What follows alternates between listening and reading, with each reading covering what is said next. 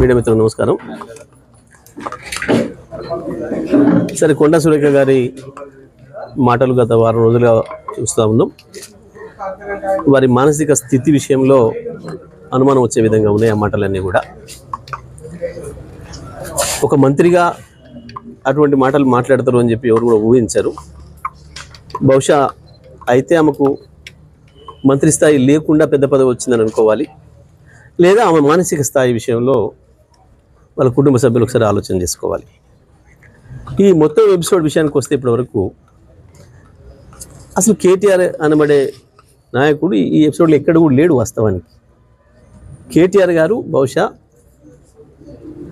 ఈ 3-4 నెలల్లో ఎప్పుడు కూడా కొండా సురేఖ గారి పేరు ఉచ్చరించినట్టు కూడా నేను ఇక్కడ వినలే.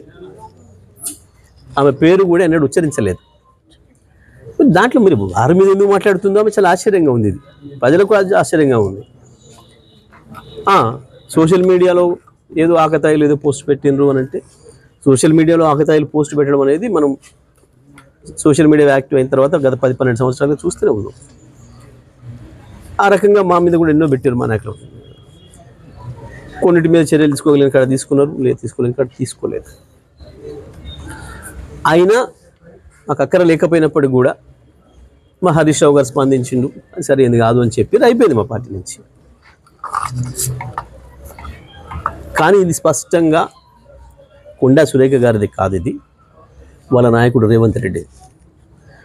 ఎందుకంటే ఇటువంటి భాష వాడటం, ఈ రకంగా కుటుంబాన్ని నాశనం చేయడం అనే దుర్మార్గమైన పని తెలంగాణలో గతంలో ఎప్పుడూ లేదు. కేవలం రేవంత్ రెడ్డి పిసిసి అధ్యక్షుడు అయిన తర్వాత మాత్రమే ప్రారంభమైంది.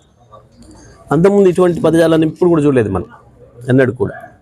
పక్క రాష్ట్రాల్లో జరుగుతుంటే కూడా మనం బాధపడే వాళ్ళం, అరే అట్లాంటి జరగకుండా ఉండాల్సి ఉండే, మొత్తం రాజకీయ నాయకత్వం యొక్క గౌరవం తగ్గించే పద్ధతుల్లో వాళ్ళు మాట్లాడుతున్నారు అని మనం భావించినాం. కానీ వాళ్ళ అది తెలంగాణకి రావడం అనేది మన దురదృష్టం. ఇది రాజకీయ నాయకులు అందరికీ కూడా సిగ్గుచేటు.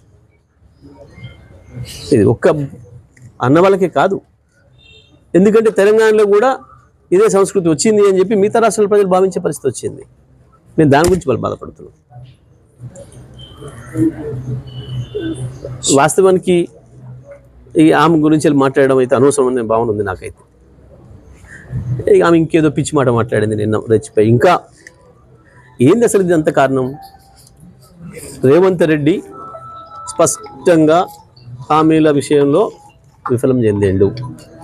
దాంట్లో నుంచి ప్రజల్ని పక్కదారి పట్టించడం కొరకు రకరకాల డైవర్షన్ పార్టీ